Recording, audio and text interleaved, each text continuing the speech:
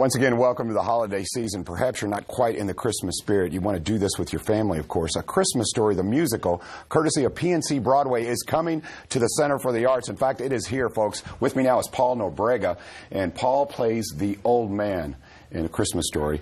And before he went on camera here during the commercial break, I said, you know, you don't look old enough to play the old man. I loved your response. Well, I said, you know, the old man in the movie didn't have to sing and dance for 2.5 hours, 8 shows a week. So you got to be a little younger and be able to move. That's right. The knees have to be good? Yeah, well, so far. I loved it. I have to ask you, this isn't a job for you, is it? I mean, when we talk about the Christmas spirit, it's real. Does it put you in the Christmas spirit? Oh, it absolutely does. I mean, I love the movie, and all the greatest parts of the movie are represented in the play, in the musical. And to work with all the kids, you know, we have live trained dogs that chase me around stage, real trained bloodhounds, which are amazing, and the music, it is a lot of fun. From what I understand, let's talk about the music, because everyone's familiar with the movie. And I remember watching the movie and I thought this would translate very well on stage, and it does. When you add the music, now we're talking here. Yeah. So from what I understand, one of the composers worked on the music for La La Land. Is that right? Both of them. Pasek and Paul. They wrote the music for this show on Broadway, and also for Dear Evan Hansen. They're multi-Tony winners. They won an Oscar for La La Land. It's just amazing music. Makes it easier to sing because they know how to tell a story through music that continues the story of the show. Yeah, they're quite good. Certainly the music can only enhance the story, but let's get back to the story. Okay, I'm hoping you don't deviate too far, do you? I mean, we'll still have the triple dog dare, right? Oh, the triple dog dare is there. In fact, every part of the movie, all your favorite parts of the movie are represented in the play, in the musical.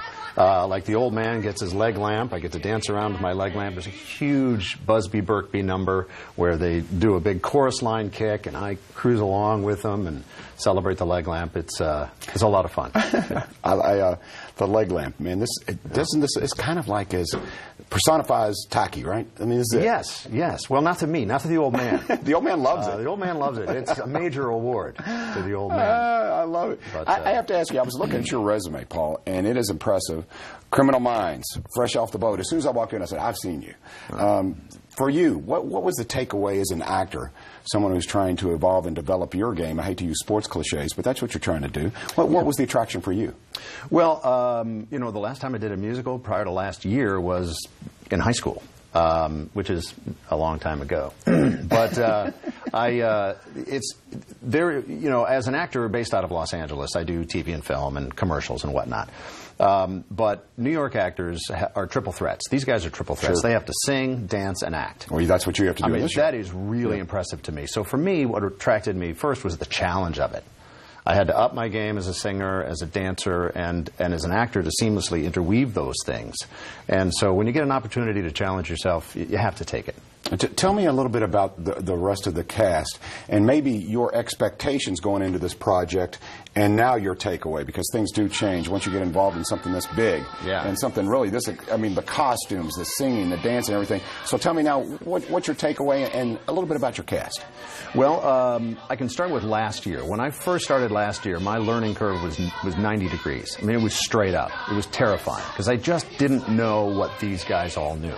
Now this year, having done the show last year, it's a little easier for me.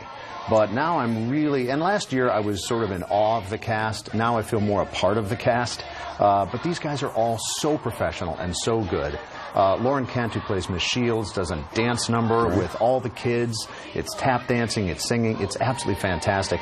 And during rehearsal, it's the one break I had, and I would still stay in the rehearsal room and watch that scene. It was that good. That speaks volumes. During rehearsal, it was that good. Yeah, and on stage, it's fantastic. But Brianna Ganswig, who plays the mother, is fantastic. She sings like an angel. Chris Karsten, I worked with last year, he is amazing, and he sets the tone as Gene Shepard, telling the story. And all you have to do is listen to what he's saying, and you're in the part. And that's great. When you have actors that are so strong that all you really have to do is connect with them and it enhances your performance, that's what brings a great cast. And don't get me started on the kids. I absolutely adore them. When they have sugar, I don't. And they have a lot of sugar at night after the show. But now you're starting to sound like the old man. I do. I'm the old man. Grumpy. No, but I absolutely love the kids. We hang out all the time, and their parents are wonderful. I mean, I'm having a ball. Our audience loves PNC Broadway series, and of course everyone loves this particular Christmas Story. So for those who attend and who do purchase tickets, your marquee moment, what is it? Is there a number where you go, okay, I'm really proud of this scene or this particular number? For me personally? Yes. Oh, it's Major Award. It's Major Award. Right, I get my leg lamp. It comes in a huge crate. I dump the crate over, and the wife says, "Be careful, Frank. Look what it says." And I said, I look at the side and I go, "Oh, fragile." Of course, it says fragile. And I think I won an Italian award. And then I pull the leg lamp out, and we start singing, and the whole cast comes on. The kids have their little mini leg lamps they're dancing with. It's joyous. And the audience is cheering. I mean, it's amazing. It sounds amazing. Okay, yeah. We have to say here, this show has been very popular, so if you're interested in tickets, you better jump on the phone now, because from what I understand, and this is a huge compliment, they had to add a show. We added a show, yeah. We were basically sold out, I think, in August. Is that right? Woo. So, yeah, it's very popular. Wow, you've got to love that. Yeah. Have you had a chance, Paul, I know you have Matt with you here, and of course he is a great ambassador for Louisville. Have you had a chance to look around Louisville? What are your thoughts? A little bit. Oh, I love it. I love it. I didn't expect it to be so chilly. Yeah. But I'm originally from Minnesota, so for me this is more like, spring, summer weather. But I thought it was a little further south. But I love it. I mean, I was like your earlier guest. It's the people. They're all incredibly friendly. Wherever you go, they're like, yeah, come on in, have a seat. What can I get you? And it's really wonderful. And I mean, 4th Street, we're right on 4th Street and Main Street. It's got all these great restaurants. It's impressive. You talk about a triple threat, and obviously your role, you are a triple threat. So I'm curious, which do you prefer? You've got an extensive career of television, film. What do you prefer? Do you like working on live stage? Boy, I don't know that I could say that I prefer one over the other. There's nothing like live theater, because sometimes things go wrong, and you have to power through. And I like that. I don't mind being challenged. I don't really generally get ruffled. Now, having said that, maybe something will happen tonight that'll kind of throw me off. But generally, if the prop's not where it's supposed to be, a lighting cue's not where it's supposed to be, you just keep going, because it's live theater. And plus, the feedback, the immediacy with the audience is amazing.